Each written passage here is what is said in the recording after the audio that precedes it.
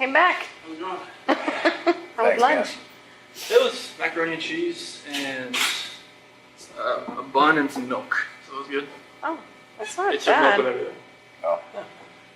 Chocolate milk or regular Oh, milk? just regular milk. Oh, Chocolate milk's, I guess that's like, special. special.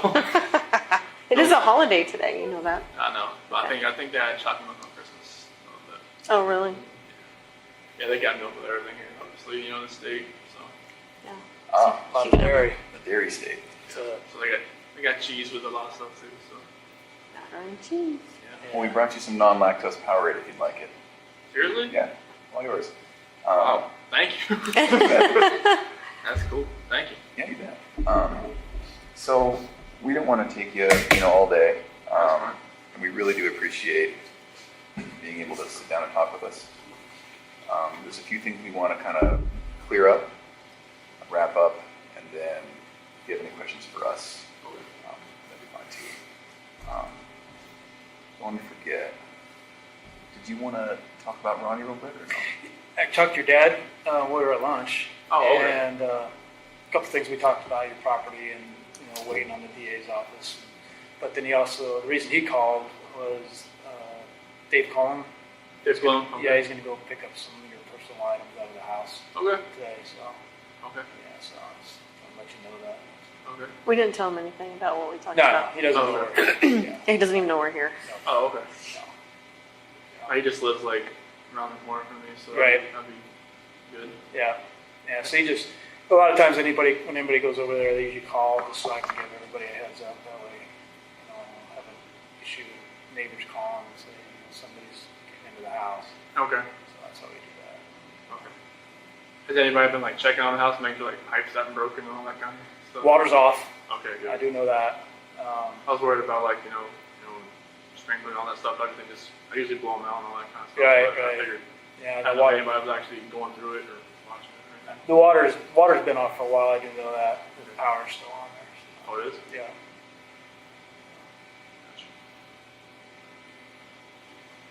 So, fortunately, unfortunately, I don't know how you want to look at it, but we need to get a tiny bit more into the weeds and into the mechanics of the time that you showed up at the house when Officer Coonrod was there, Okay. till the time when we were all done talking. Okay. So that includes at the house, that includes at the oil site, and everything. Okay. And part of the reason we need to get into that is, I mentioned before how we're just really want to get into the mindset of what happened.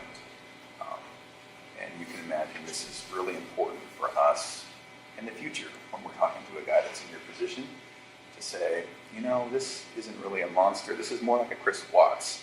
And boy, we remember with Chris, had we asked this or had we done this, we really could have been better. And so that's why we want to get into the mechanics of it a little bit more with you. And that's going to mean exactly how, exactly when, where were you, what was, Shanann wearing or all of that, right?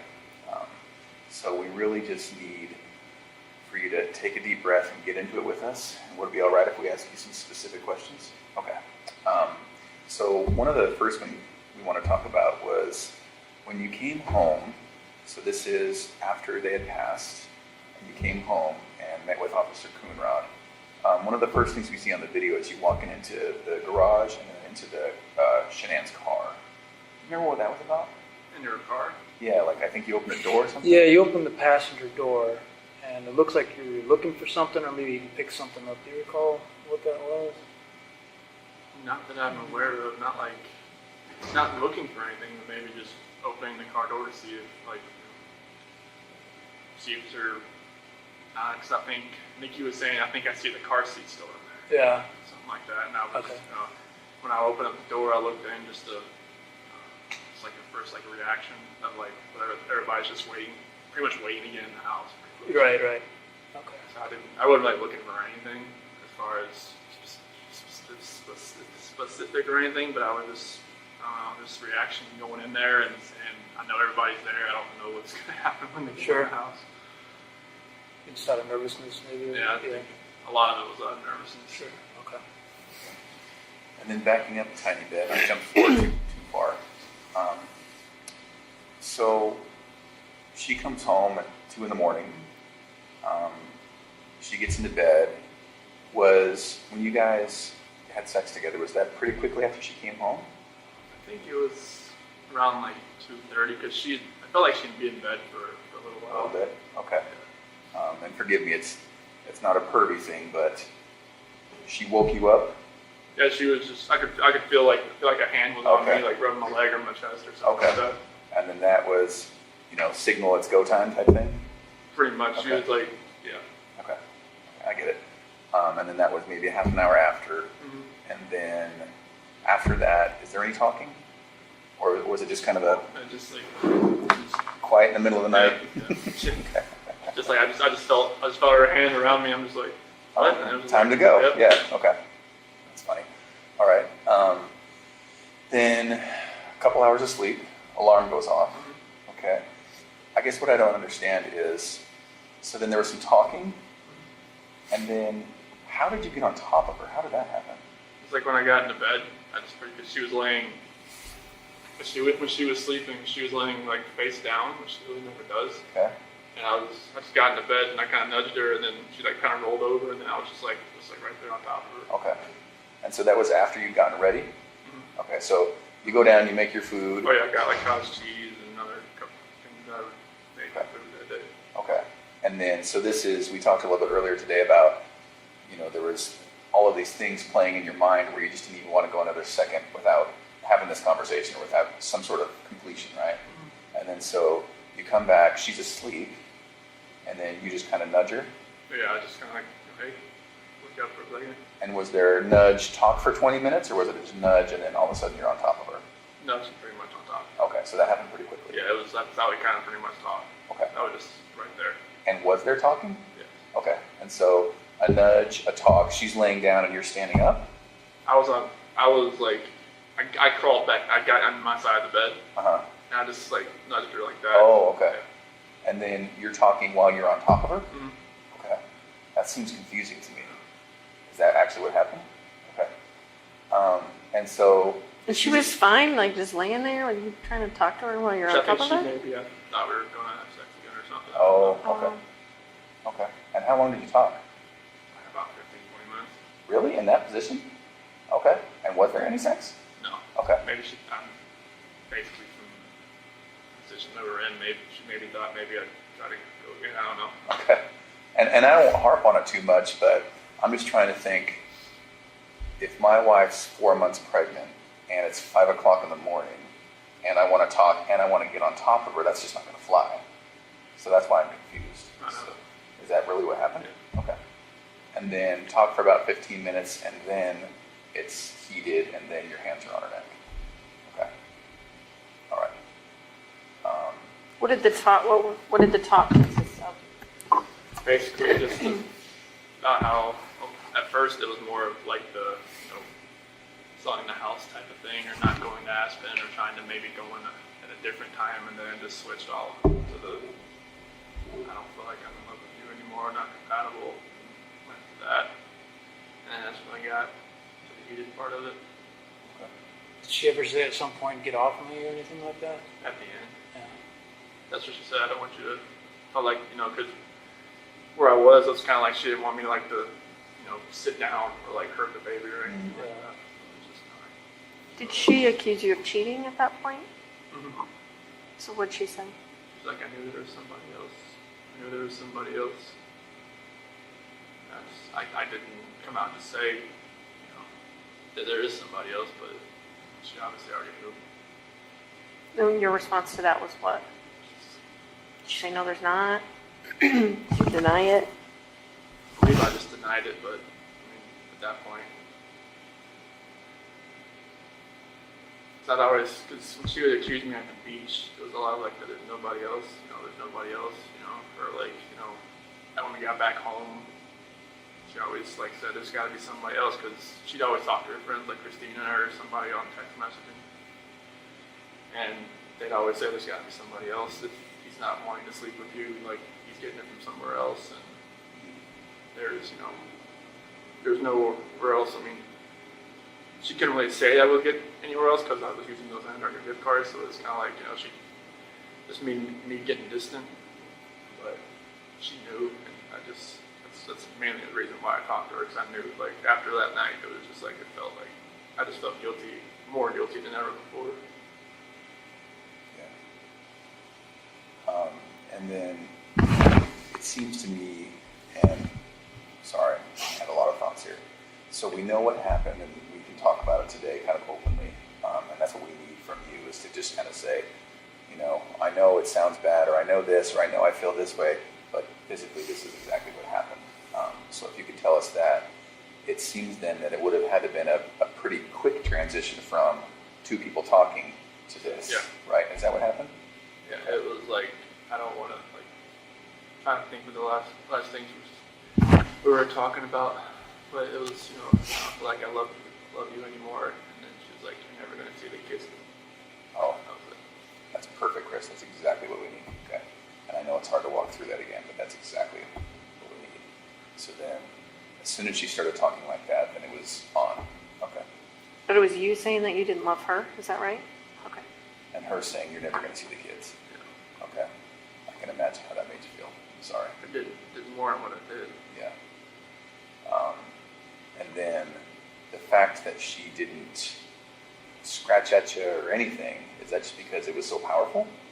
I don't think it didn't feel like, I've never done that before, put my hands around anybody before, so I don't even know what kind of force I was putting on her neck. Okay. Like I said, 2 to 4 minutes, I don't know if that was 2 to 4 minutes. Did you cover her face at all during that time? Both hands on the neck. Okay. And so if it's done right, I mean, that can be a matter of seconds before someone on their carotid loses oxygen to their brain and it's out, right? Did it seem like it was that quick, or? Okay. Maybe a minute, maybe 2? Okay. Screaming? Okay. All right. Did you see eyes go bloodshot or anything like that? Okay. And You then, kept talking about the mascara. Did you see mascara on her face? It looked like it was like, that's what I attributed it to. Was she crying? Is that why? At what point did she start crying? When I'm talking about the relationship, about not being compatible. And when she's talking about there's somebody else, that's where she started crying. That's where I thought, it was mascara. Mm-hmm. I didn't know if it was it. I don't know. I don't know. Was there a pillow or something you wanted to ask about? Yeah, so was there ever at any time a pillow or the sheet or anything involved in like that on her face specifically? No? Not like the sheet that you kind of wrapped around to get downstairs. That's about it. The one that was at the site? Okay. And then the other sheets, they were in the trash. At what point did you put those in there? I think that was Obviously after I was in the house. yeah. I think it was probably the next day or so. I think I don't know. I'm not sure like what happened. This is hard to talk about. Like when Yeah. strangle someone, I don't like. Sometimes I guess they use the bathroom, so it was like I think that's one of the major reasons why, because I think that had happened. oh, okay. You said she was sleeping face down at one point? Was her face in the pillow or was it turned to the side? Or how did that? Kind of like on the side. She was kind of like a side sleeper, but she was more down than usual. Okay. But then she rolled completely onto her back when you started talking to her?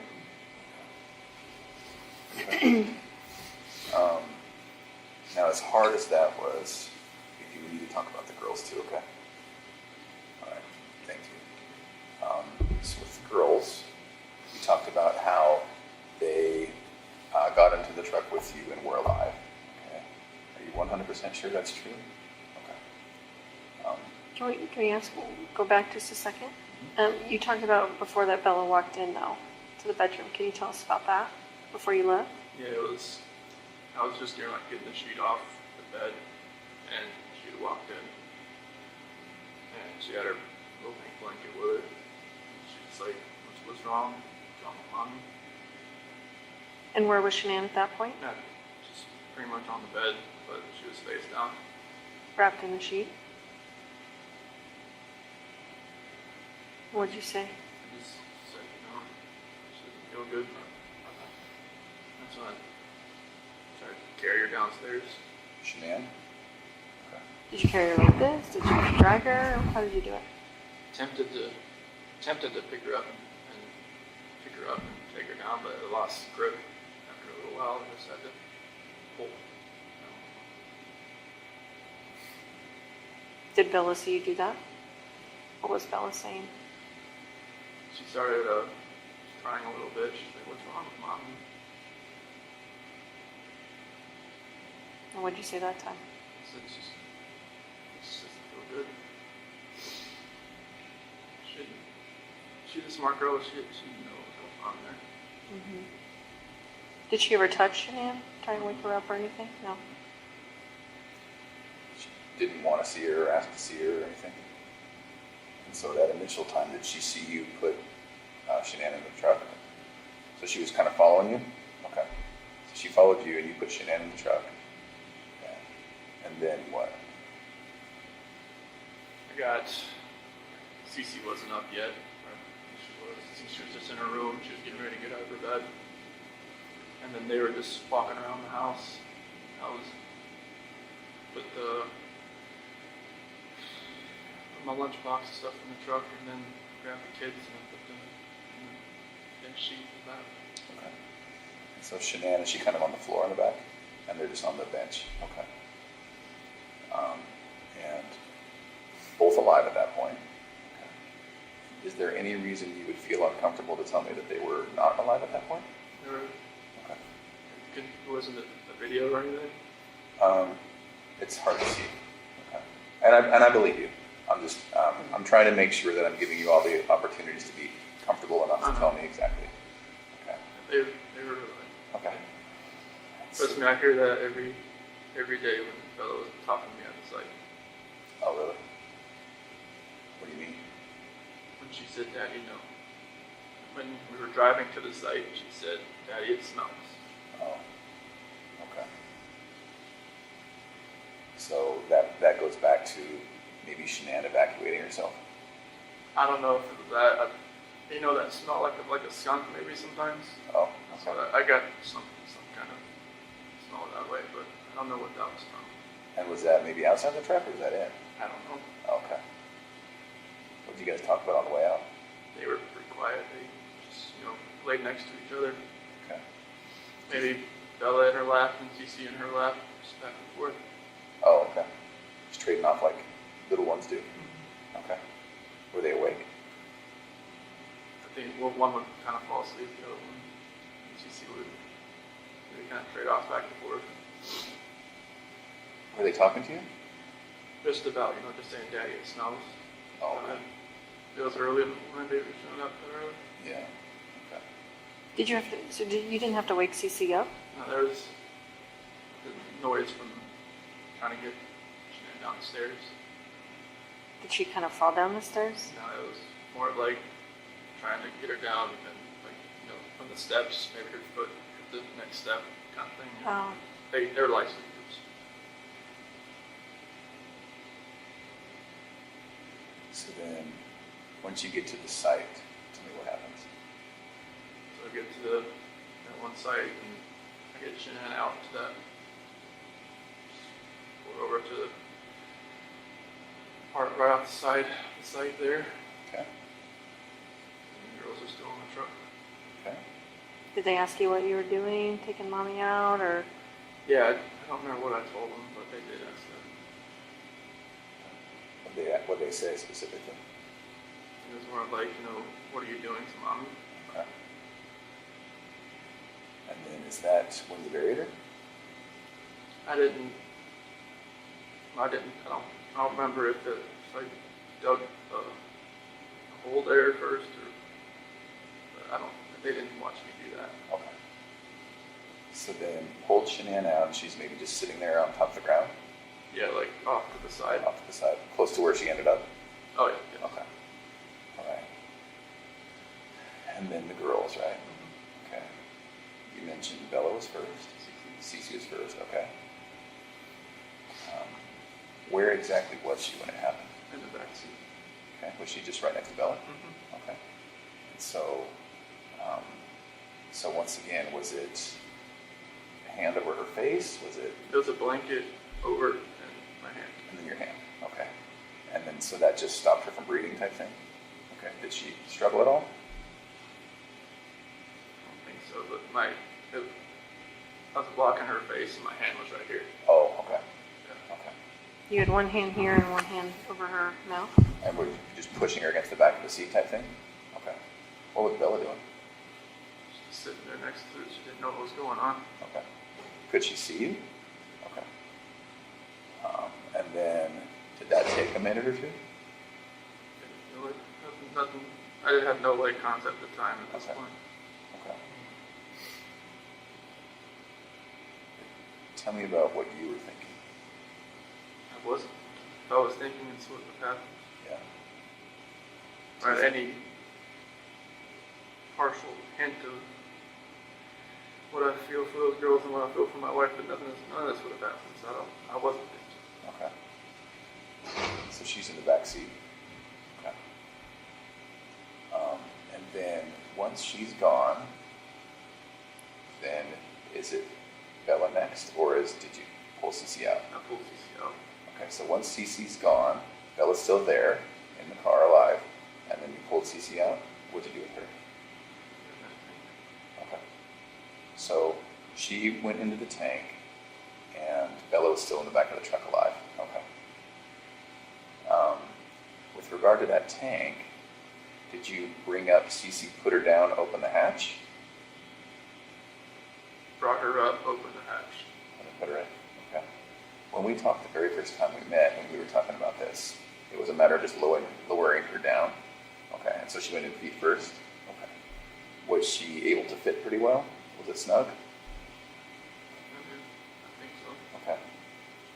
Did you have to like move her around a little bit and get her in there? I think so. Okay. All right. But no, I didn't have to hit her Okay. my back. It's not like you stomped her in. No. Okay. And then close the hatch. Yes. Okay. And then went down to Bella. Tell me what happened there. She said what happened to Cece. Or she asked if it was the same thing, the exact same thing that happened to me as Cece. Did she ask you that? Okay. So Bella's pretty smart. How did she sound when she asked you that, Chris? So that soft voice she always had. Yeah. And what exactly did she say? She said that it's the same thing that happened to me as Cece. And then I said, I don't even remember what I said. Okay. I don't know if I just said yes like a horrible person, or if I just put that blanket over her too and did the same thing. Same blanket, same way? Mm-hmm. Okay. She said, no, Daddy. And that's the last thing she said. Did she say no, Daddy, like, please, no, Daddy type thing? Did she say saying, don't do it? She said, no, Daddy. Okay. Same way, hand on neck, hand over mouth, or hand over blanket, which is over mouth? Okay. Did that take a couple minutes? I like it. Okay. Then what? I just noticed she had a couple spots like over her eye or something. And I picked her up. And same thing. And we talked a little bit earlier today about it. You don't remember why a different tank? Okay. And there was no reason? And they're both the same tanks. I mean, they're just like, I don't know why I did two different things. Okay. Does one, I never got up there, does one catwalk lead to both? Oil can go into either tank. Okay. But if you go up one set of ladders, does that eventually indicate to both? It's one catwalk. Okay. Now Bella was a little bit bigger. Was she harder to get in? It felt like it a little bit. Okay. And so was it a matter of just kind of maneuvering her? Right. So then they're both in there. Is there any reason to think they were alive when they fell in? Okay. You're pretty sure? Okay. So once that's done, then what? Go over to Shanann,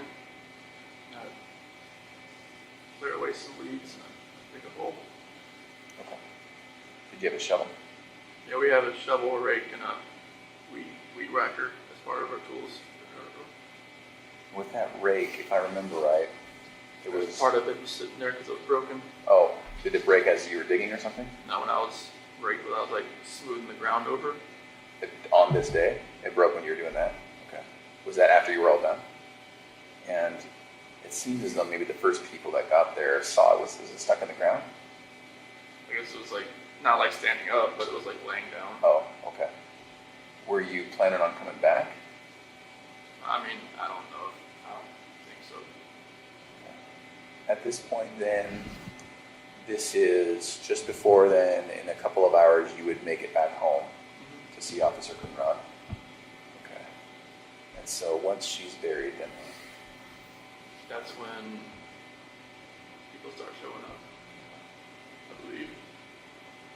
did you notice, was she cut or broken or bleeding in any way? No, I mean, I know like the bloodshot eyes you were talking about. I noticed that at that point. Okay.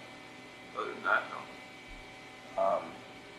Had she partially given birth? No. Do you remember? Yeah, I remember she had a shirt and think blue underwear on. Okay. And so at that point, she was, okay. Thank you. I know that wasn't easy. Can you tell us about, obviously you know when the district attorney got up and talked about Bella's injuries and stuff, I didn't want to hear about that. right? Can you tell us about that? As far as like her biting her tongue, And ripping her frenulum, which is that connective skin from your lip to your gum, that was gone. Her gums had it looked like a hole in them and the pathologist said it was from her obviously struggling to get away. I didn't know what that meant. Yeah. Could it be that that's what happened? So like,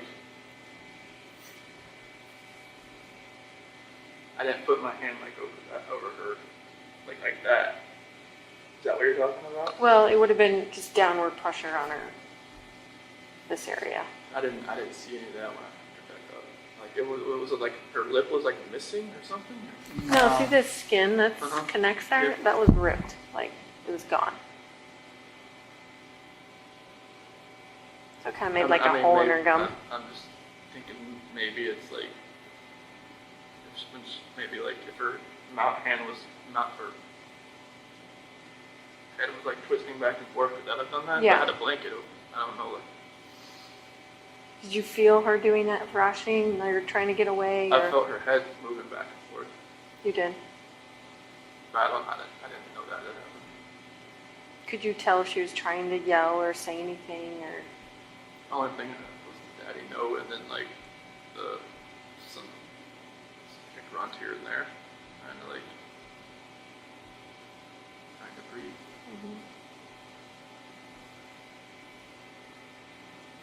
During that time, do you remember getting phone calls from Nicole Atkinson? After, I think, before she got to my house or after? Just any time during that morning? I think I didn't get one until I saw her on my doorbell camera. And that was, 10 o'clock? Yeah, I was right around there. Okay. And so at that time, had everything been done out at 3319? Yeah, I was at a different site at a pumping unit. Okay. So you went from there when it was all done. So girls are in the oil, Shanann's in the ground, and maybe a little bit of cleanup. Was there any questions we had about the sheets or any garbage cans or garbage sacks? No, I think Okay. he answered those already. All right. So then you went from that site to another site to work?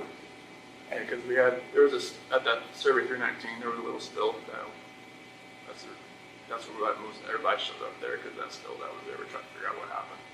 Oh, While you're on that subject, we back up. The night before, you had some text messaging about going out there. Mhm. Can you talk about that a little bit? Yeah, that was, I think, Friday that we had figured out there was a spill out there from like it's an old site, it's set up a little different. So what had happened was there was a downcomer, and then there's a sidecomer going into those oil tanks, and one of the downcomers is tied into a back pressure line that split, and every time it was dumping oil, it was split underground, and the oil was coming up out of the ground. And we decided just to go out there on Monday because it was Friday, and he had like switched it out, or either he shut it in or he switched lines, or he covered it up and see if it was going to come back or not. Okay. And then just more specifically, you text about how you would go out there and take Yeah, I was care of going to it? take care of it for him because I've gone out there plenty of times. Okay. So I used, when another guy was out there, as far as another foreman, he showed me around out there like a year or so ago, and I just got familiar with the place and I just help him out. Okay. And so that was a genuine, Yeah, that wasn't a pre-alibi. No. Because there's a lot of people that said that you wouldn't normally do that. I normally help somebody. No, like a field, your position, not you specifically, but your position doesn't do that kind of stuff. Well, that's the thing. Like when I was a rover and to a field coordinator, I still tried to do everything I used to do. Okay. So that's still like I wasn't good at delegating stuff. I just used to just doing stuff on my own, or just like taking care of it for somebody else. Right. I wasn't good at the whole like, hey, you go do this, you go do that, while I sit over here. Well, you see what it looks like to I us, know. you know? It's like, When it came up, we're I know. like I know. making plans to be out there, that day. I know. But that's not what it was. That was I wasn't. natural. No. Okay. I was going to help them. So how long were you there? 'Cause what time do you think you were done with the girls? Hard to really tell. I mean, I think everybody started showing up there by around 7:45, 8 o'clock. Okay. And then you were there, you just went to a different site? Yeah, it's like I think it was either the 10:29 or the 6:29 or something like that. And so how long were you at that site? The rest of the day until I got called away. So then that was, you were there for at least a couple hours until you heard Nicole Atkinson on the doorbell. Yeah. And then I think there was even more time after that until you started coming home. Yep. And you got home at 2 something? No, it's closer to 1:30 Okay. around there. So somewhere around, 9 o'clock-ish, all the way till 12:30 or 12 or 1 or something, and then came home. Yep. Okay. There was a lot to do about coming home and listening to that Metallica song. Have you heard about that? I've Battery. heard of a Metallica song that people have been, someone singing lyrics to help Battery. Do you remember doing that? That was Nikki Kessinger. She liked the song, or she just wanted to know what it meant. Oh, So that's and that's why you looked it up? Mhm. I just kind of looked at I didn't have the CD with me, so I didn't, Okay. I just kind of looked at the words a little bit. And was that on the way home? Oh, that was just a different time? That was a different time. Okay, and so the media probably got a hold of coincidence that. because it says Battery, Right, okay. but it's like, it's more about like a family coinciding as a battery, Okay. not like, hitting somebody. Sure. Why did Nikki want to know what it meant? Like, how did that come I up? don't know. It was kind of strange. I mean, she's very into different types of music, and I mean, music I never really thought I'd ever listen to, and like she got me into a few things there as far as music was, but like Battery was something that she asked me because I knew Metallica pretty well. She just wanted to know like, hey, what's this lyrics mean? I just looked it up just to look at all the words together and just put it in my head again, and that was it. Just made something out of nothing. That's why it was strange. I got those lyrics in a letter. Oh, so now does that make sense? Yeah. Okay, Yeah, someone sent me the lyrics to it. yeah. I think that guy from California. Well, that Oh, was the 18 kid? at one Yeah. point. The senior?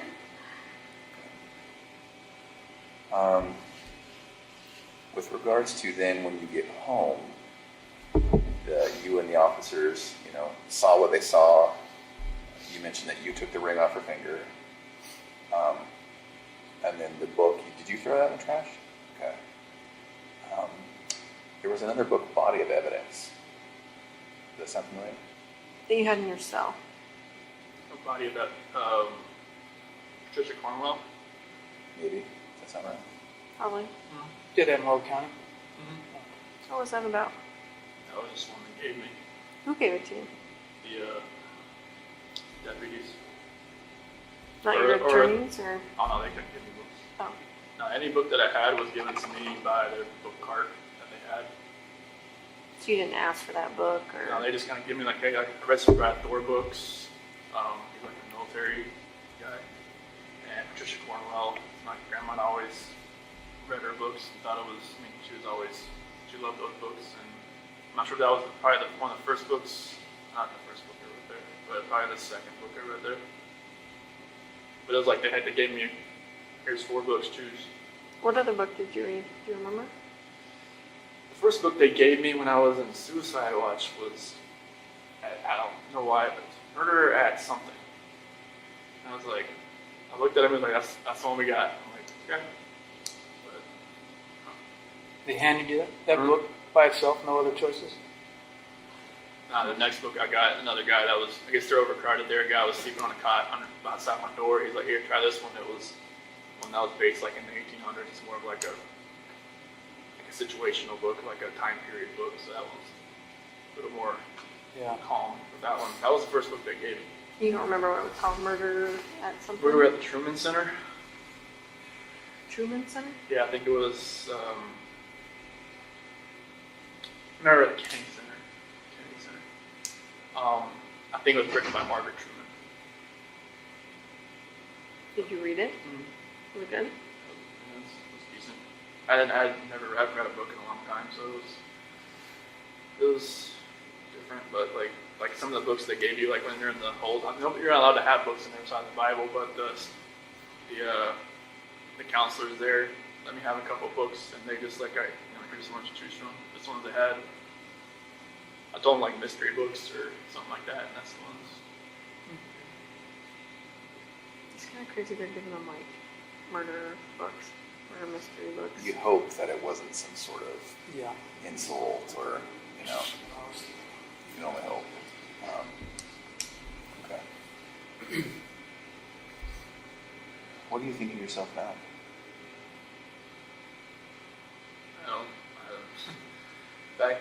Back when all this happened, when I was in Will County and everything, I definitely didn't feel like myself anymore. Like when my attorneys would talk to me and talk to some of my friends and like some of the stuff they would say, like they would say good things, but I'm just thinking to myself, how could anybody even say those things about me now, being what happened? It's like people that I knew and that I never talked to again, that maybe I was like the roommate like back in the day or like went to school with or something like that. Now they're just gonna say that's it's like Chris Watts, that's a guy with the high school, that's the guy did all this horrible stuff to his family. Now I know I shouldn't really take to heart what other people think about me so much. It's just a matter of like what God thinks about me, what He thinks, what His opinion is, not anybody else's. Because everybody's gonna have their opinion about everybody. Like before I got in trouble, I was always the guy, hey, look, they judge somebody on TV, like that guy that's no orange junction, that guy that's, that killed that guy that raped somebody, that guy's horrible. Now and it's like, now like when we come out at like 6 o'clock at night and there's something on the news, like I try not to even pay attention to it. It's like I don't want to be in that position where I'm judging somebody else, because that's, what people were doing to me. I don't want to be that person anymore, but I just hope that I can, step back and kind of look at everything that I've done in my life, and then like up to that point, and just like I did some good things, but no matter of the most important thing, I screwed up the worst. And I just hope I can at least maybe help somebody, and however much time I have left. Was it your intent the whole time you were taking the girls out there that you were going to do that to them?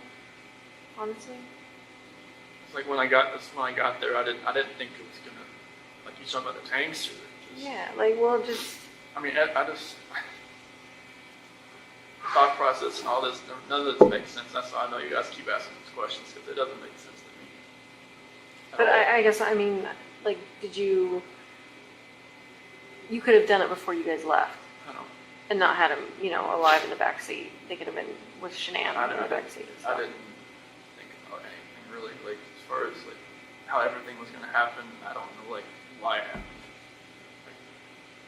why I left everything out there in the field and why, like, all this stuff. Like, just, none of this makes sense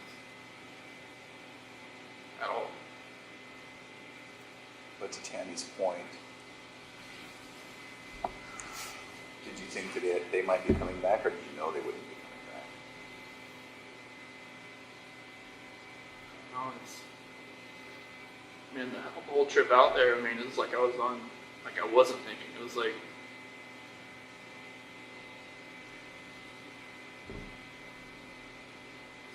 in my mind right now, I'm thinking back, I'm hoping that I wasn't, like, that I wasn't coherent enough to make that decision to where I knew I was going to kill my girls. I'm just hoping that, like no father would ever want to do anything to hurt his blood and flesh, but I did that, and I just don't understand how it happened. So, I mean, I even read books that say, like, no dad would ever do anything to hurt his children. This happened. So I always think to myself, like, was I even a dad at one point? I don't know. But it's just going to take a long, long time to guilt and everything to get just to. Have you asked for forgiveness from God?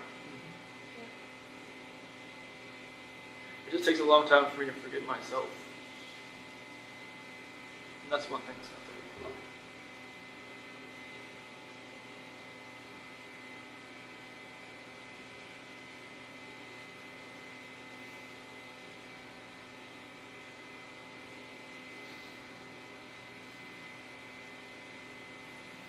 I just hope that they can one day forgive me too.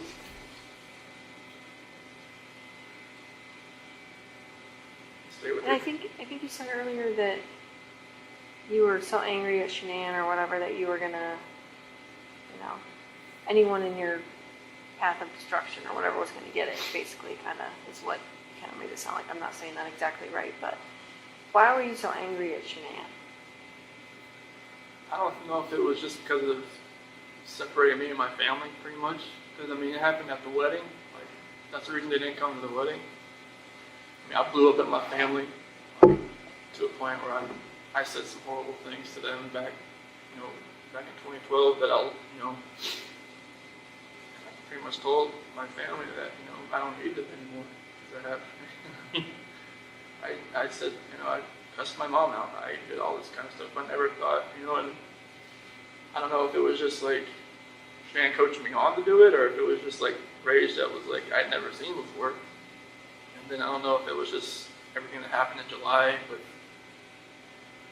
I can't see my kids, and I'm not sure if they're ever going to go see them again. I don't know. And it was just like, I don't know if that had something to do with it, that something inside of me just triggered it, and then just like all that pent up from the wedding and everything, just like, it's like a long fuse that finally just went to its end. What happened in 2012?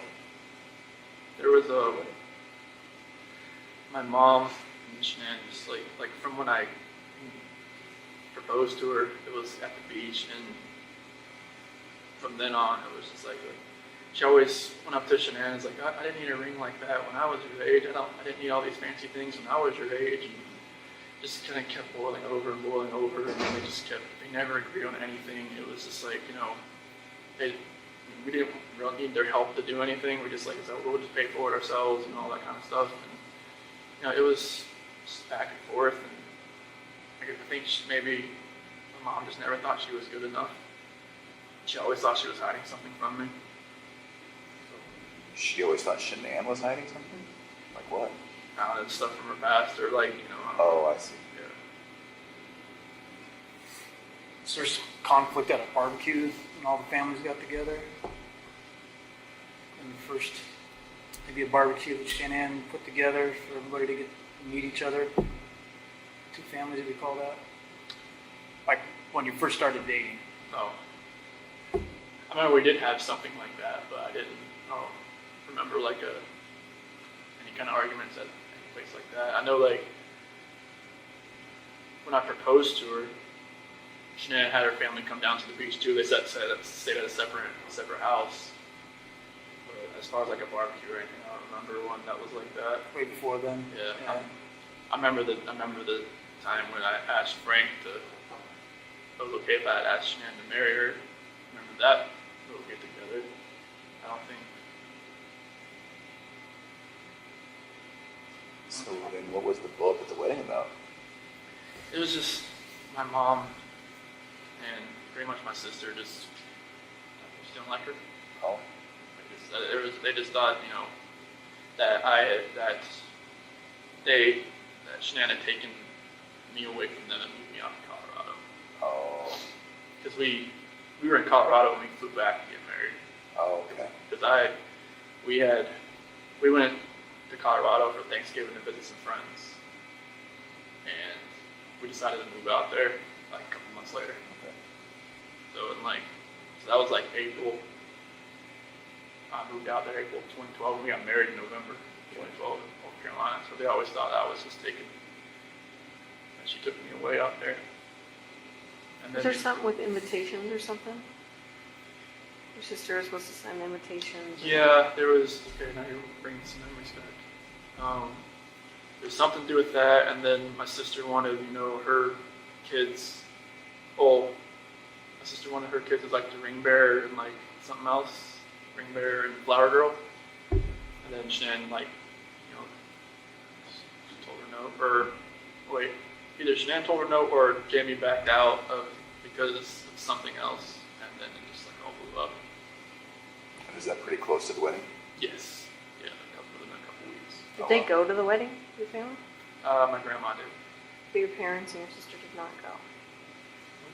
Ronnie wasn't there either? Nobody was there. It was, my grandma was there, and then like the dance when like you know the groom dances with his mom, like it was I danced with Mark's mom and my grandmother. It's sad, isn't it? I mean, it all comes from a place of love, you know, them loving you and not wanting to get stolen. And It was a great day. I mean, everybody was really happy. I mean, it's always just rang in the back of my head that they were going to be there, and every time they look at pictures, it's just like, oh, where's out there?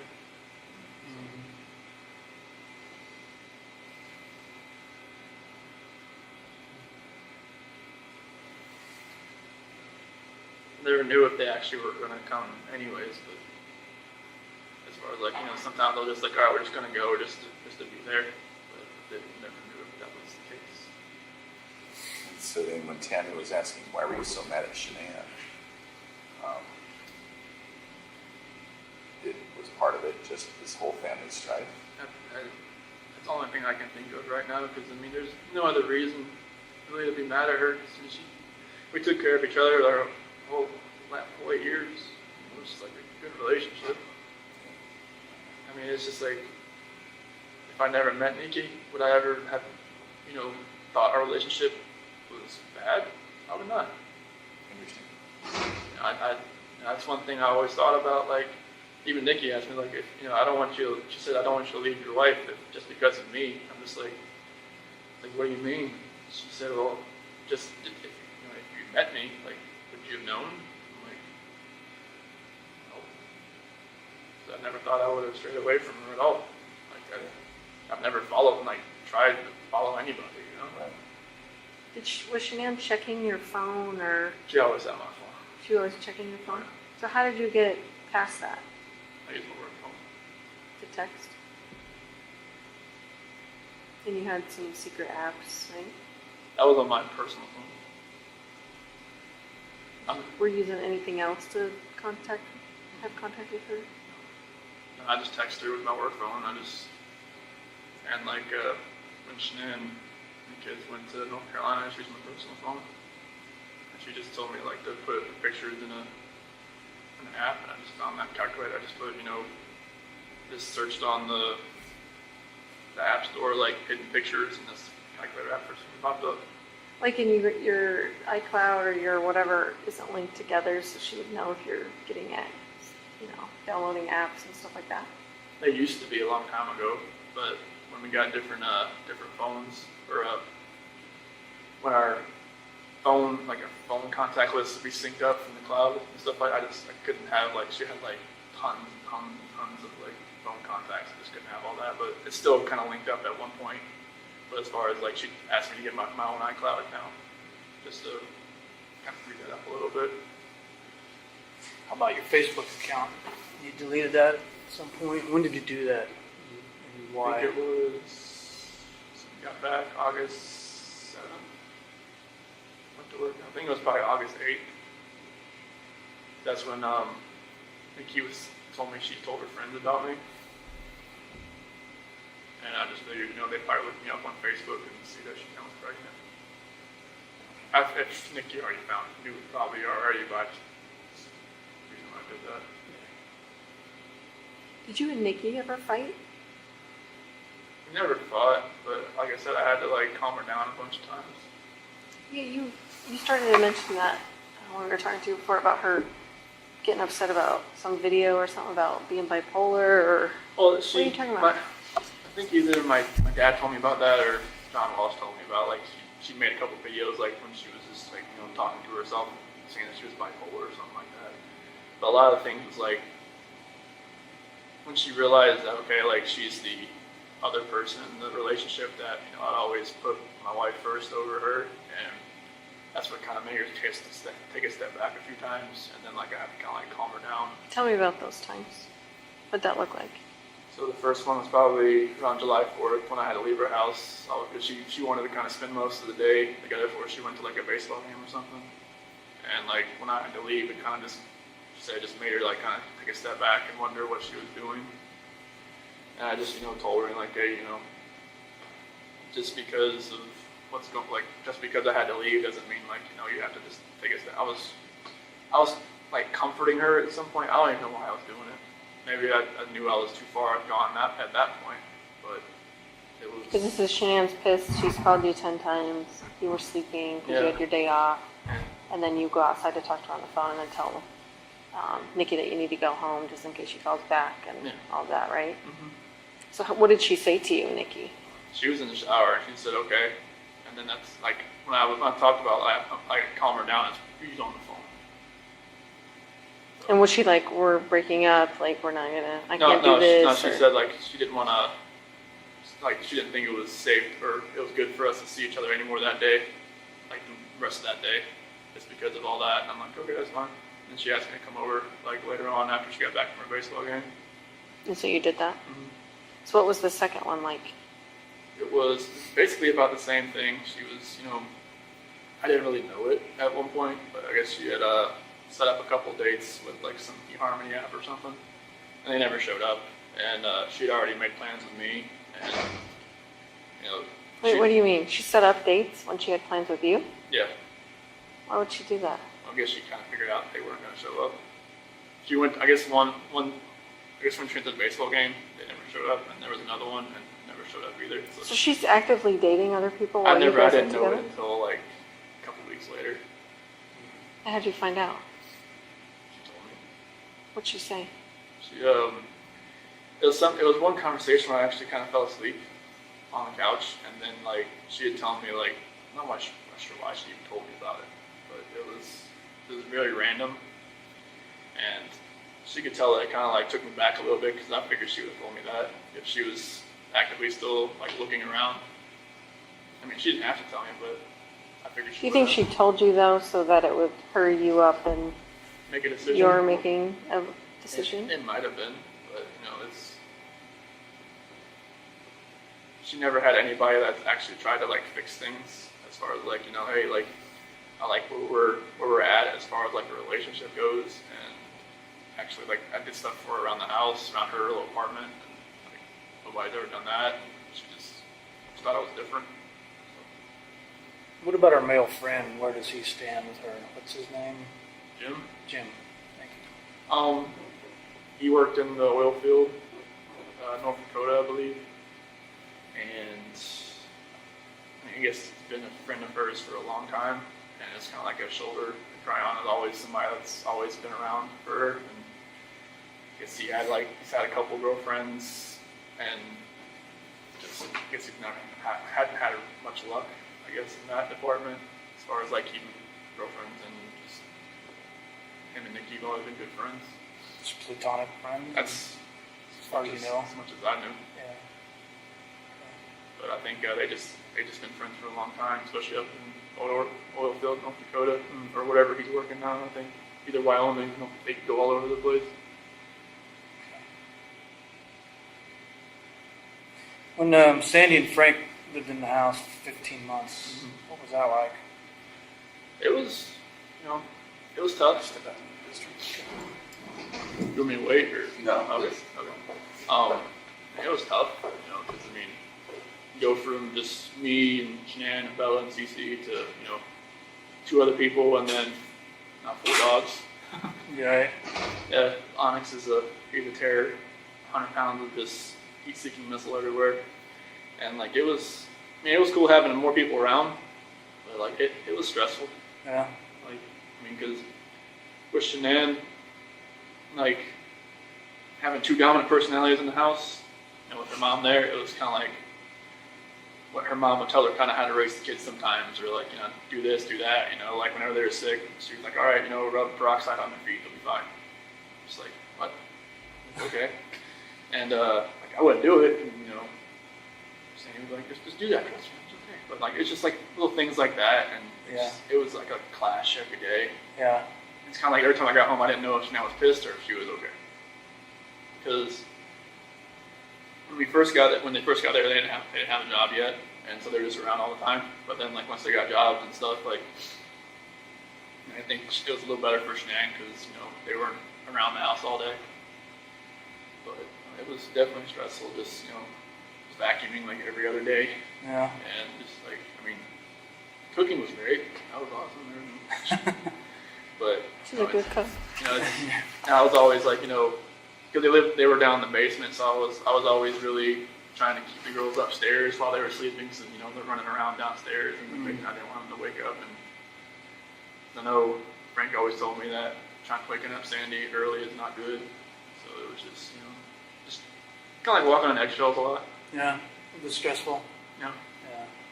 You think that stressed your marriage with the time, or? It was 16 months. It was 15, 16 months. Yeah, it was a long time. It was great around the holiday times because they were already there, and all that was great. Sure. Yeah, it definitely. We never really had much alone time. Yeah. You always had to kind of plan it out. So. Yeah. What was their purpose for living out there? They just wanted to be close to the kids. Okay. Just because they're, we FaceTime a lot, but it's not the same as Right. with 2 kids, it's hard to fly back and forth. When they went back to North Carolina this past time, it was the first time Cece's been there. She was 3. Yeah. First time her brother ever met her. So were they trying to move to Colorado permanently, or they just? They were thinking about it at that point in time. Okay. But Frank would have stayed. He didn't want to leave. Sandy wanted to leave. She wanted to go back? Yeah. Yeah. Yeah, it was a matter of they knew their house wasn't being taken care of, and they wanted to go back and because they had put their house up for sale for a little while, but never bought. Mm-hmm. Okay.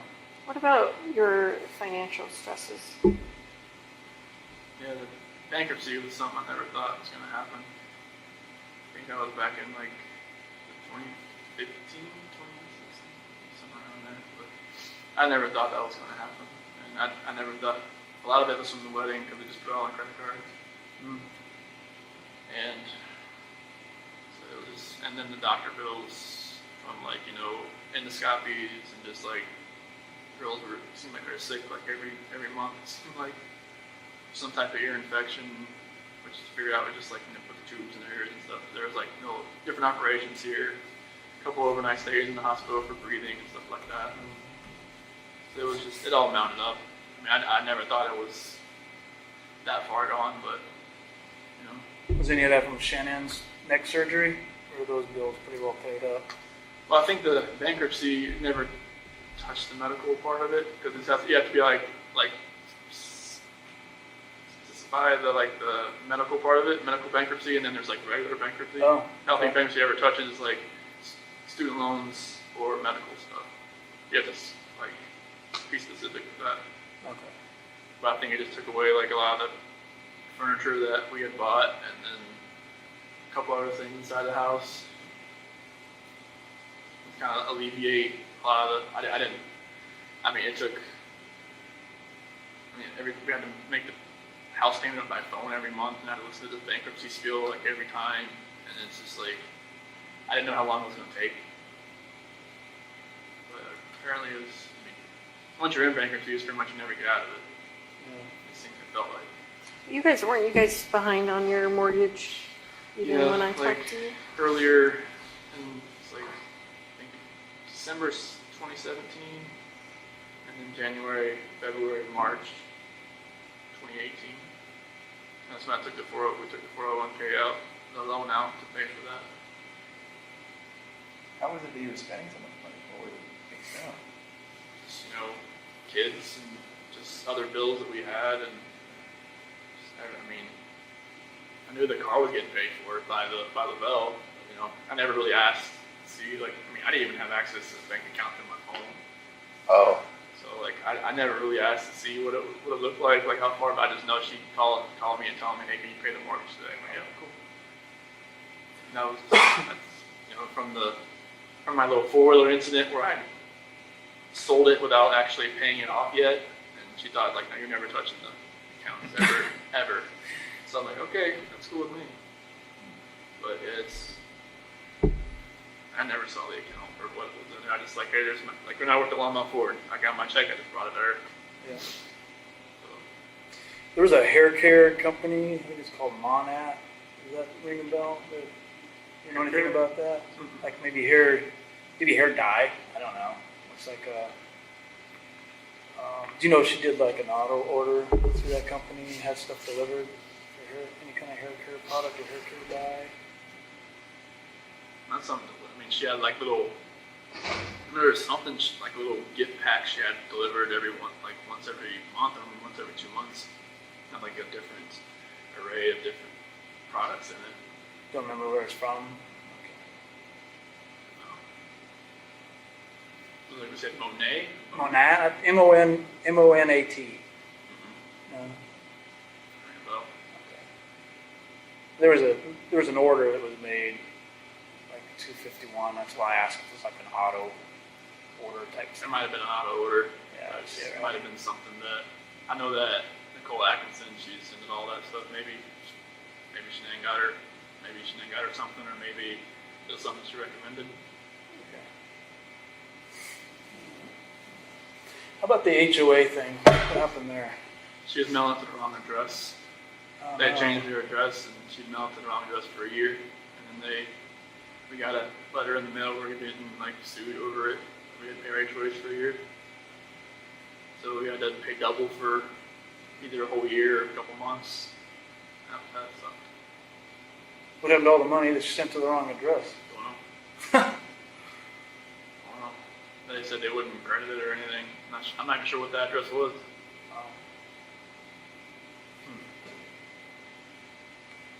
She said it was just something that she didn't see. I was like, well, I wasn't gonna harp her about it because she did so much. So I was like, I'm not gonna say what the heck are you doing?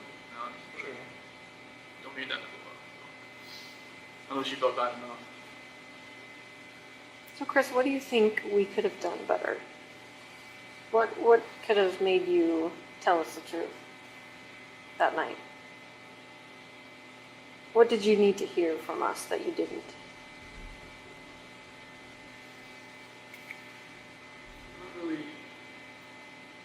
I'm not sure what really goes to people's minds when they're in an interrogation room. When I was in there with you and Graham, I was just nervous. I knew I had done something wrong, and I knew you probably already knew or were going to find out. And it's just I've watched enough, TV shows to kind of see okay, what's going to happen next type thing. Never knew if it was actually right. But I think it's just the horror of knowing what you did and trying to tell somebody else what you did. That's what kept me from doing it, because I didn't even want to admit to myself that I had done anything. 'Cause I knew what I had done. I knew how bad and horrific it was. I knew how bad I was going to hurt other people. I just couldn't even admit to myself that I had done it. Because I couldn't even tell my attorneys I did it until like 2 weeks later. So were you trying to save us from the horror of No, it, or it was what do just you a think? matter of I couldn't admit to myself, and how could I admit it to you? So do you think any amount of us asking you things different ways would have helped, or do you think anything would have helped? I think if maybe you didn't ask about if Shanann hurt the kids, you would ask the other if something in that a different order of question, maybe it would have came out a different way. Because that's the only reason I went with that story is because that was. Well, you weren't giving us anything I know. else. I know. That was the problem. I know. But so if we would have said, what do you think?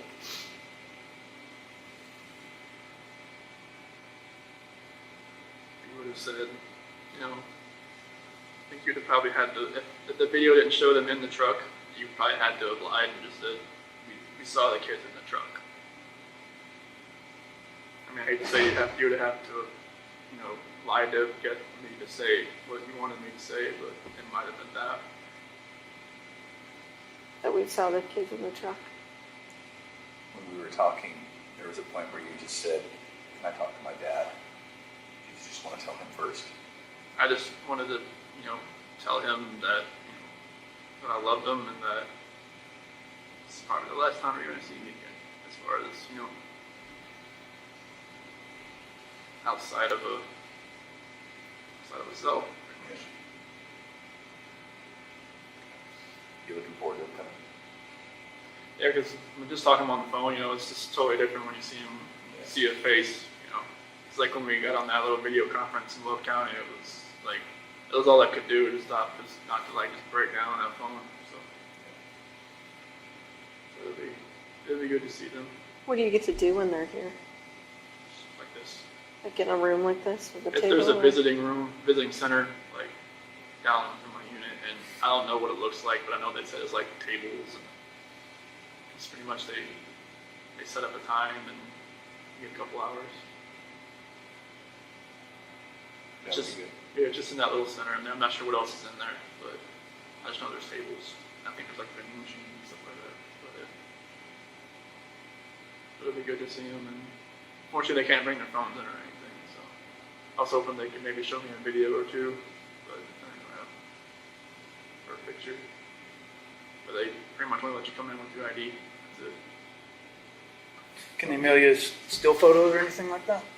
Yep, they can do the still photo. This is sometimes they try to play a video with the phone for me, and it's it's really fuzzy and crackles a lot, so really can't hear anything. If you have any other questions for us, or do you ever wonder why they did this, or wonder why the investigation went this way, or I think the first time I was brought in, I think it was the 14th, I believe, when I met you that night. I mean, you told me there was a bunch of other people coming in for statements. Was that true? Yeah, Yeah. there was a couple people. Okay. yeah. There were a lot. There were a lot, actually, yeah. Okay. So We I had a think- whole board worth of people listed okay. and agents out. They didn't get the attention you got that night, but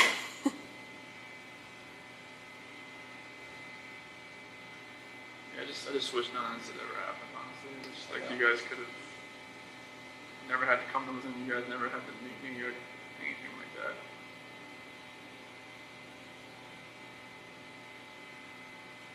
None of it ever felt real, especially when they put me in that suicide watch cell, and last thing one of those guys said was "Good luck," and just slammed the door, and I just kind of knew from then on that was it. The deputy said that? One of the guys, one they call them the SOG guys, Special Operations Group in the Will County Jail. Yeah. That was it. Next morning, when I got out to take a shower, I saw the newspaper, and there was this big piece cut out of it. Just know what that was about, and I just kind of saw my last name around Niko. And it begins. If we came back to talk to you someday, would you be inclined to talk to us again? Okay. Yeah, they just took me off guard. I had no idea. Yeah. We didn't really want to tell you we were coming just Oh. because we didn't want you to have anxiety about us coming. I would or- have had anxiety. Yeah. Yeah. So we figured the blitz attack was probably the best course today. It's like the first time we met. Right. Oh, you knew when you were meeting me. I just did, yeah. You just didn't have all your props here today. That's right. So are props, man. Those Sophisticated equipment, It is. right? That's right. Sophisticated instrument. I don't know that that's going to happen. We might not ever see each other again. But I didn't think we would, honestly. your experience is definitely interesting. You yourself are definitely interesting. We see things in you that we didn't expect to, and we don't see things in you that we expected to see. So it's very interesting to us, and it's. I hope you can take to heart that today was a lot about us learning how to do better, how to talk to people better, how to do investigations better. I mean, like, I had never talked to a police officer before, or like FBI, CBI, anything like that. So that was all new to me. Like I said, everything that I've ever seen as far as the authorities has been on TV. So I didn't know like what to expect, especially when I got that interrogation room. It just felt like exactly what it looked like. Just like you got some poke and prod, and then leave. Come back in. It's like give me time to stew, give me time to think, and just like it works. It just really I don't know, just drills more questions into your own mind instead of just staying in the room and just asking questions all the time. Mm-hmm. You liked it when we took breaks? Like, you think that worked on you? I did. So you were like watching videos of the girls at one point. Do you remember that? Them giggling and laughing and Like when I was in the interrogation room. yeah. I remember that. You don't? I didn't. I thought you already had my phone at that point. No, we didn't take your phone towards the end. Towards the end. Okay. That was weird for me. It's like when you put that picture in front of me, Yeah. and that's what probably made me do it. I didn't have a signal in there, but that's like the videos I had on my phone. It was just like I wish I had taken those videos out more often before all that had happened. But yeah, that definitely got in my head a lot. I don't know where that picture was from because I'd never seen that picture. The one we showed you? Really? I'd never seen CC in that dress before. Really? We talked a lot about that dress. Yeah. Is that just And you were you making saying it up? I never saw her in that dress. you were even telling us when she last wore the dress About the and boots the and boots. Not that dress. Those are her favorite winter boots, and she wears Oh, the them all winter summer. boots. Winter boots, yeah, but that white dress was a little different. I've never Oh. seen that picture. No, because you talked about buttoning it up. You said, I remember because she just wore it the other day and I had to button up the back. And It must have been a different dress, but not that one. huh. That picture, was that in North Carolina, or was that? I don't know where the Pulled picture it came off from. of Facebook, Shannon's Facebook. So maybe it was while you weren't there or Might have something? been, yeah. Because you don't recall that, huh? So there's a lot of pictures, I guess, I didn't see when they were in North Carolina that my parents have. Like, especially like 4th of July and stuff, and they had like 4th of July dresses on and stuff like that I never saw. Oh.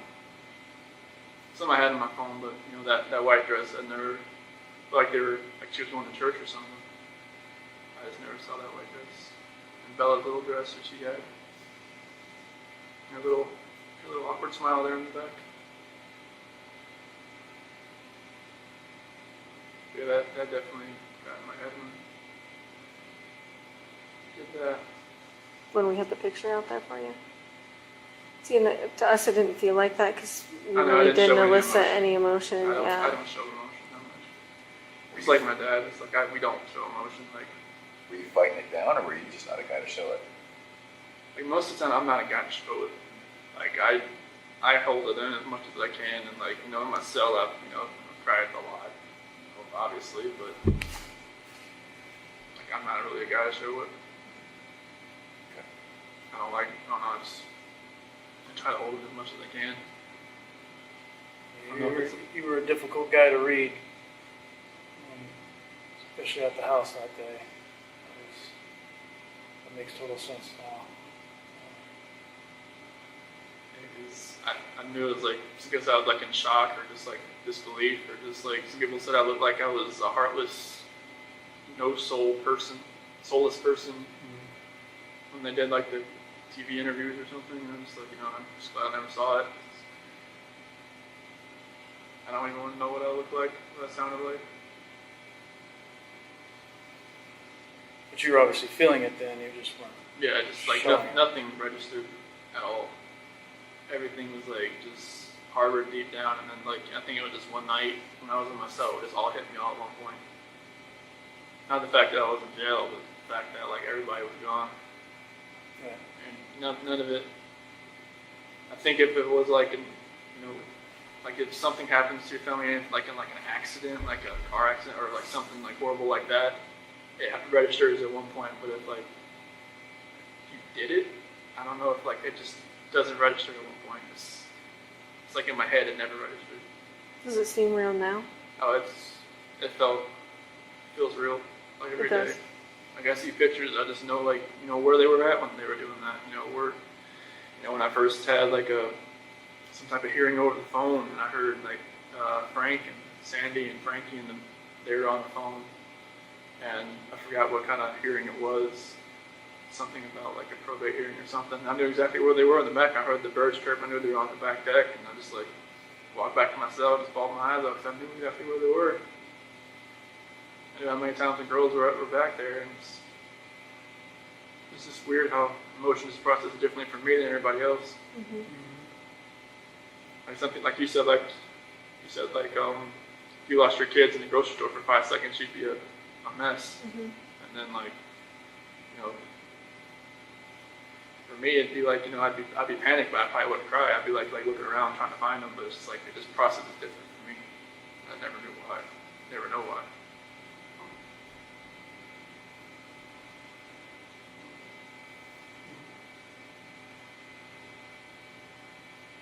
I don't want to think I'm like a cold-hearted person. It's just a matter of just don't show the emotion as much as other people do.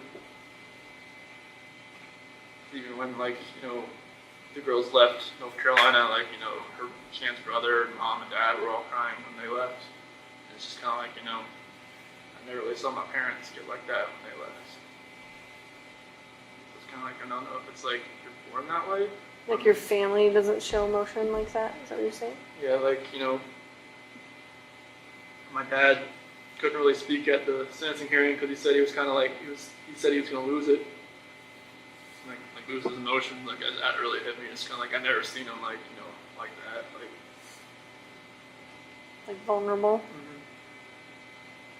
Like nobody really ever seen me that way either. That's why maybe I just.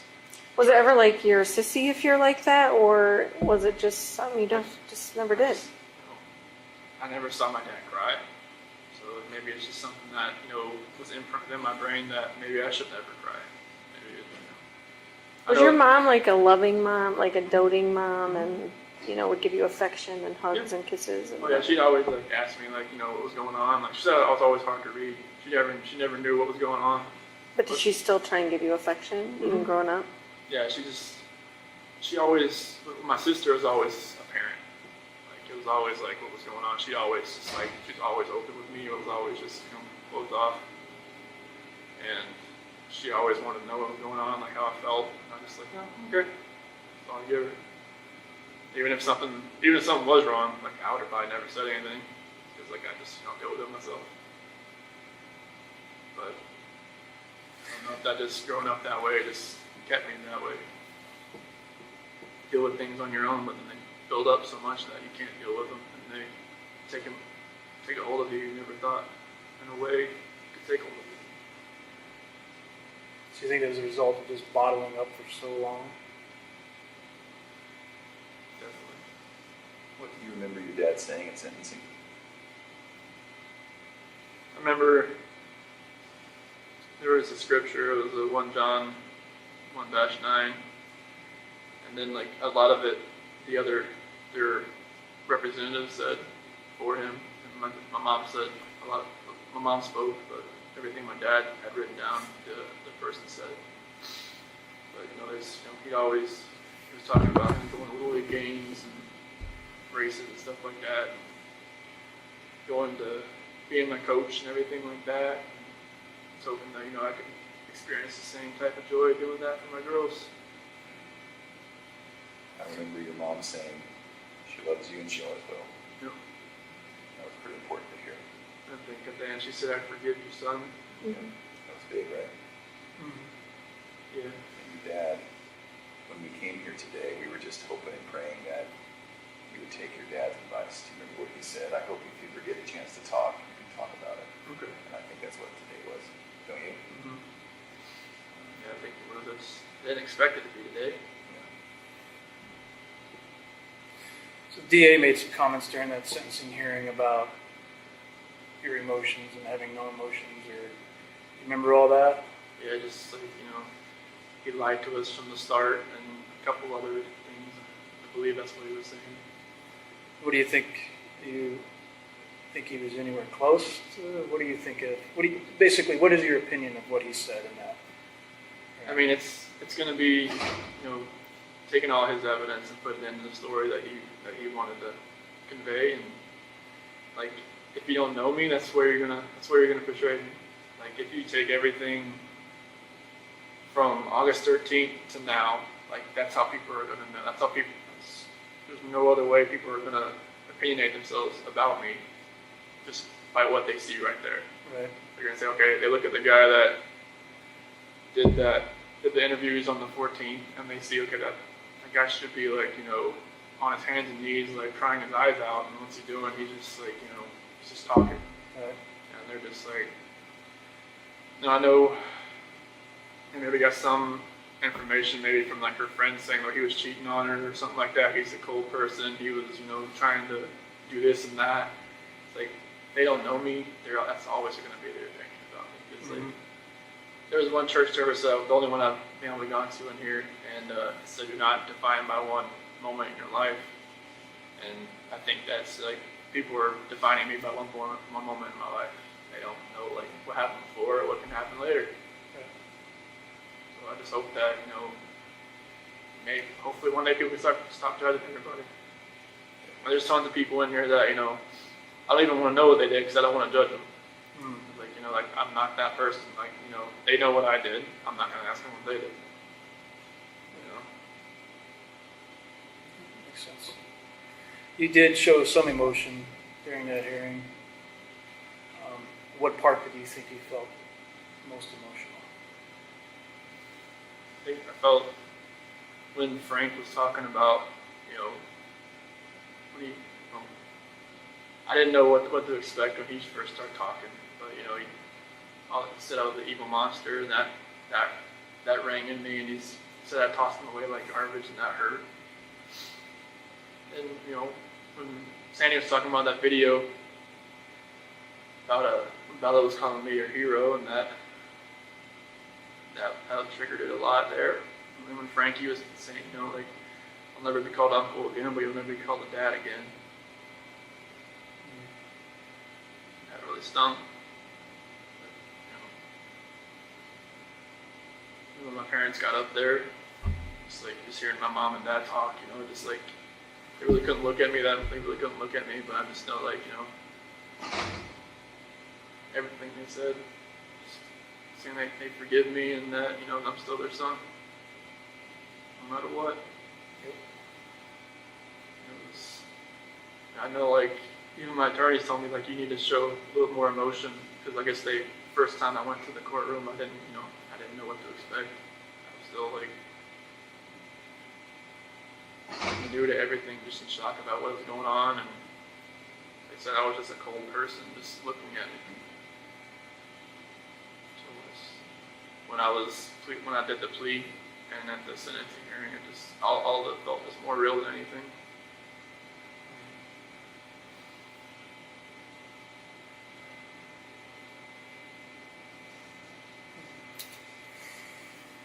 I remember growing up, my pastor used to tell me, it's better to be 1 foot out of hell facing heaven than 1 foot out of heaven facing hell. Mm-hmm. So I think that's you. I think you've been to hell and now you're facing the right direction. Definitely. I definitely feel like I never knew I could have a relationship with God like I do now, but that's like the amazing grace with all of this, but I just wish nobody had to pay any kind of price for this. I know there's a purpose for everybody. I just hope that I can find mine. Well, I think you're seeking peace, right? That's good. It's the only thing you really can do right now is to seek peace and pray that everybody can find it too. For everybody that was involved, for all of you, and just all your team and everybody, friends, anybody that was involved. What do you want to happen with this information? I mean, I know you're probably going to tell Frank and Sandy and Frankie, just kind of give them a little closure, right? Yeah, I don't know how much I'm going to tell them. Obviously, you know Sandy better than I. She wants to know everything. But I'm going to digest a little bit before I talk to them about it. So I don't think there's any rush on that. And then, but other than that, I have no intention of talking to anybody outside of law enforcement. But what would you like to see happen with it? I mean, I'd like to tell my parents, you know, when they get here, instead of like finding out anywhere else. Yep. So I know like they've been bombarded with information from like, you know, from the Amanda girl to the Trent guy to from like people going on Inside Edition saying they knew me or went out with me or had like whatever else with me, and it's like I don't want them to think that it's like other like false information going out there because like people are getting hold of information like where did they get this information from type deal, you know. So, Would you like to see those people charged? you know, people take advantage of situations, and you know they gotta. Honestly, they'll have to look into themselves and just figure out why they did it themselves. So, I mean, I don't think charging them would help. I think they just need to work out whatever they got going on within themselves. I mean, Did you ever have a profile on Tinder or anything like that? Any of those dating websites or anything? no. I just had Facebook, I had Instagram.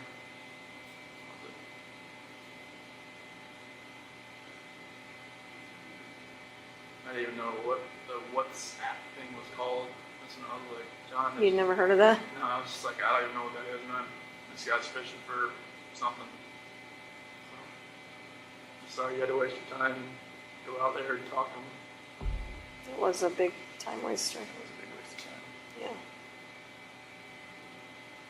But you would not want to be listed as a victim in that case, as far as him being charged with like false reporting.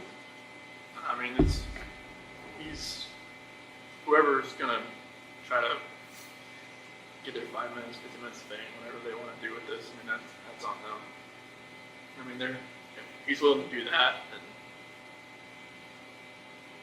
he needs to figure out what's going on with himself before, like, you know, I don't think charging him with something's gonna fix that. So it'd just be a waste of time, I think.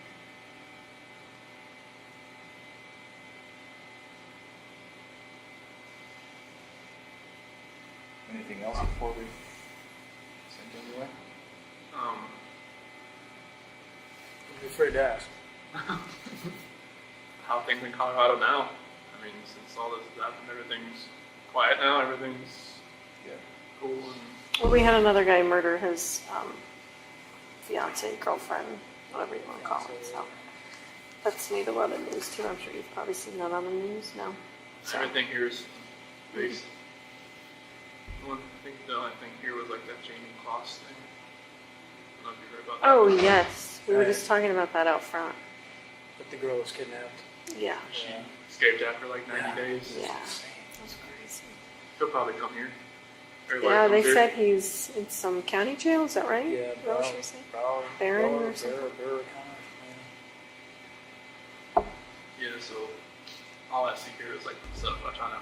It's like everything happened here. So you guys stay tonight there. Watch out. Sorry. Definitely. Yeah, Do like you the, mind if I take a picture of you just to show what you look like now? You just look so different than. Just, like, It's not gonna go on social media or Okay. anything. It's just for like our own records. okay, Is that okay? that's fine. Were you asking him something while I was? No. I'm sorry. no, I was just going to say, it's like the roads in the background scary enough, you know. I know. When it's snowing, it's Mhm. horrendous.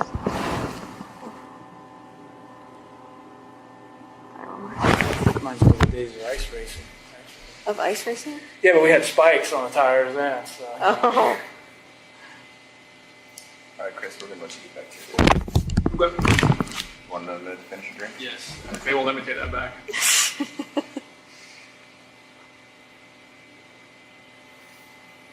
Yeah, I had to shave. They recommended I change my appearance at the RDC. So. Why is that? Just so people didn't recognize you? Oh.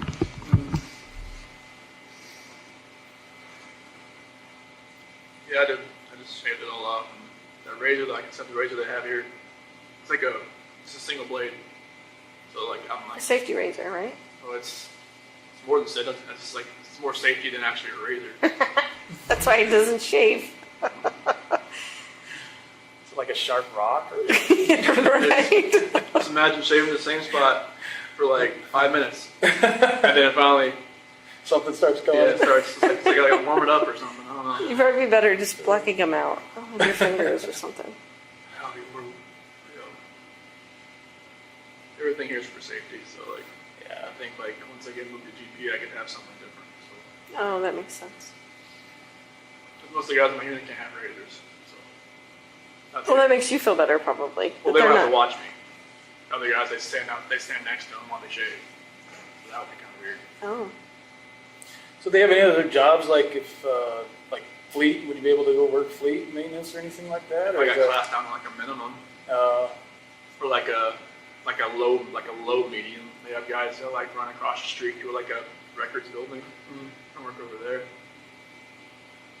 I don't know, like they said it takes a while to get classed down from like maximum to medium. Yeah. So I'm not sure like if they've here. I don't know if they'd ever kick me out to Colorado, or I don't know what their plan would be. right. I'm not sure if that happens or not. Yeah. It's all pretty secretive and then right up to the minute they do it. Mm-hmm. Definitely. You guys gonna do exploring around here? I don't think so. Everything's covered in snow. We were- And it's We freezing. were such wimps when we walked out. Maybe go rent a snowmobile or two. Didn't explore the hot tub Yeah, at the right. hotel. Gotcha. Said it was baseball season, but it's not. So we go Yeah. Blue Earth Play or something. Well, NASCAR's back in full swing. I saw the last 2 laps last night when we came out. Oh, did you? And I went to over like 200 NASCAR races growing up. So Yeah. I went to one Daytona 500. It was one that Mark Martin almost won. I was hoping he would, but he got passed by Kevin Harvick coming out of turn 4. I was just, Yeah. so yeah, it was a wreck fest, I heard. So Yeah, sorry, I didn't get to watch it either. But you went to NASCAR school, didn't you? Mhm. Yeah. That was fun. it was a blast. Yeah. It was like my childhood, just reliving it all over again. Right. Seeing race cars with dynos and doing fabrication, welding, all that kind of stuff. So it was really cool. Not sure if that school's still over there in Mooresville or not, but I'm guessing it still is.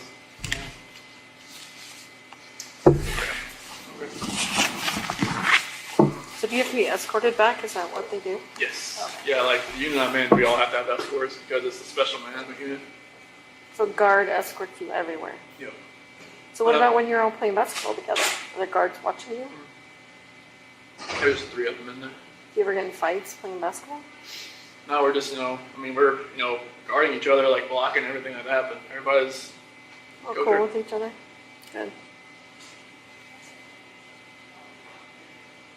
sweet. Just right there.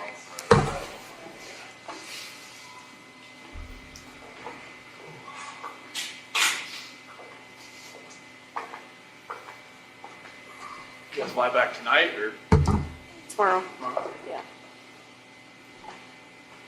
Could have flown back tonight, I guess, but I don't know what time the flights are even. It's probably the only time I ever come. My brother went to school there, so. But I had never visited him when he lived there, so that was my first time driving through yesterday. It's a cute little town. Actually, this town's cute. Honestly, like the downtown. It's a pretty cute place. It's just so desolate because it's so cold right now. I think it was like a couple weeks ago, it was like -50 with the wind chill here. Oh, Yeah, they said like the PSU counselor I talked to, she said it hurt to walk in here and breathe. 22. wow. Yeah, they were saying, like, on the news, like, for people in, like, Chicago and all those places not to take deep breaths because it was, like, freezing their lungs. Yeah. It was insane. It was like the deep cold from Canada that came through here that just like it froze everything. I mean, it was so cold, and ourselves we were just like going out to eat. We were like, just, like shaking like that because heat couldn't keep up with Yeah, that. there's not much you can do. Plus, this place is old, so like all the windows like were they couldn't insulate it. Yeah. The wind was just like rushing in. Would you stay here if you could? I don't really know much about the state or anything about what's going on in here, but like from what I see, they say it's decent. Yeah. They said it's a lot better than going anywhere else. Yeah, that's generally the word. Is if you hear it's not as bad as other places, that means it's pretty good. Yeah, so like I'm just hoping and praying that I can help people here and that they'll just keep me around. Maybe they'll make me like a personal care worker or something. Help other inmates, mentor them, because I guess they have a couple guys that are serving a life sentence that have turned into personal care workers or counselors. Good. Help other guys when they come in. When I can do that. They don't have like the normal programs you would have, but it's not on me. Mm-hmm. Like some guys like they want to get like extra degrees and stuff like that. They don't have that here. You have to go to one of the other places. Mm. So if you just said, I want do some more education stuff, would you get moved to another place, or is it totally up to them whether you get It's to totally do up that? to them. Because like I'm not sure how that gets paid for. Right. So like I'll just whatever they want me to do, that's what I'm gonna do. If they want to move back to Colorado, I'll be like, why? Why do I have to move back to Colorado? Oh, if they told you that, Yeah. you would question that? Oh, like after a while, if I was here for a long time and then say, okay, since you leveled down, we'll move you back. I'm like what? But, know how that would go. Are you scared to level down, though? No, I mean it'd take years for that to happen, but like I don't know how it would be like in Colorado and the DOC there. The PSU counselor, she worked in DOC in Colorado and California. She said Colorado looks like California now. Really? She says bad about beginning violence. I could see that. Yeah, I can see. Changing. Yeah, I think people in this part of the country are just different overall. It's really, we kind of talked about that earlier. Colorado's not like it used to be. And people here just seem to be nice. I think a lot of transplants probably moving into Colorado from other states. Yeah. Probably affecting that because no, Dave Colon, he said they were moving to Florida just to get away from Colorado because it's too much changed. It's just so expensive and. Everything's they're crazy. Mm-hmm. Houses just keep going up and up. For any kind of like a half an acre of land, you're just going to pay the same amount of money. Here, I think it's a lot cheaper. The pay is it's much lower, I think, too. Yeah. Mm-hmm. Yeah, I was doing a little reading on the area, and the median house price up here is like $116,000. I mean, you can't even buy a mailbox in Colorado for that. No, like a No, P.O. box that's right there. true. Yeah. What a P.O. box in Colorado? $100,000. Nuts. I think I was reading like Pittsburgh, kind of like the same way. It's like it's crazy to think about how much it varies from like state to state, city to city. Pittsburgh expensive? No, like Inexpensive? yeah, it's like Oh. 150,000 per house. Really? Like deal. I'm like, geez. But deal with the weather and deal with all that kind of stuff Yeah. too. Yeah. Yeah, there's a reason for that, right? Like here, I guess you got like April to September. That's your only good months here. The rest of the time you're in your house. Yeah, I don't think I could handle that. Unless you have snowmobiles. I wouldn't even like that. It's Can't still do that cold every day, on right? You snowmobile. start using the snowmobile for necessity, that's a problem. To Right. get to the store. You got to put a license plate on a Daily snowmobile. commuter. That's a problem. Kind of walk around Titletown all the time. Mm-hmm. Are they coming or? Yeah, they just literally walked away with another person. Oh, they did. You gotta get to the end of the wherever and come back. Mm. This place is It's huge. big. It's a long hallway. So how far is your pod or wherever you're staying from here? It's all the way down that side. All the other way? I think this is like the west side of the building here. Mm. I haven't gone much farther than this. Like all my stuff's always on the east side. But they got huge like pods that'll have like 100 over 100 guys in them. So, but they move like 40 or 50 people out each day. You have a cellmate, right? Is that what you No. said? Oh, you don't have a cellmate? Nope. When I go to GP, I probably will. Mhm. I haven't had one. Most of the cells in my unit are single cell. There's like 3 that are doubled up, but they don't have the overcrowding they have. That issue they had when I first got here. That's what she was saying, that there was like 400 extra inmates Yeah. that they ended up shipping out to different places, so. Yeah, I never knew what the assessment part of it was as far as like how many people they had coming in and out, but it was like people coming in and out everywhere. Mm-hmm.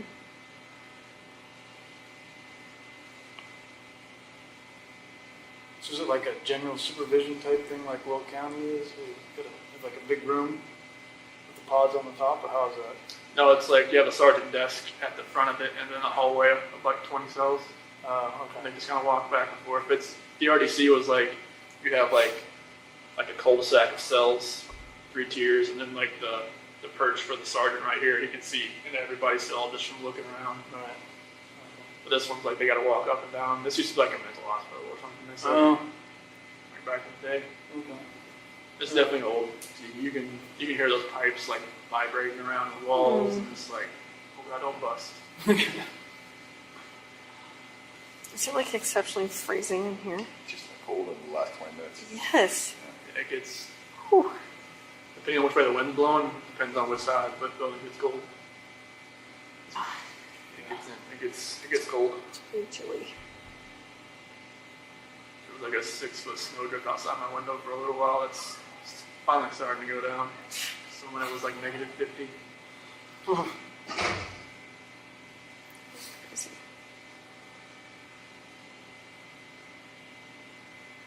Yeah, it's a little too cold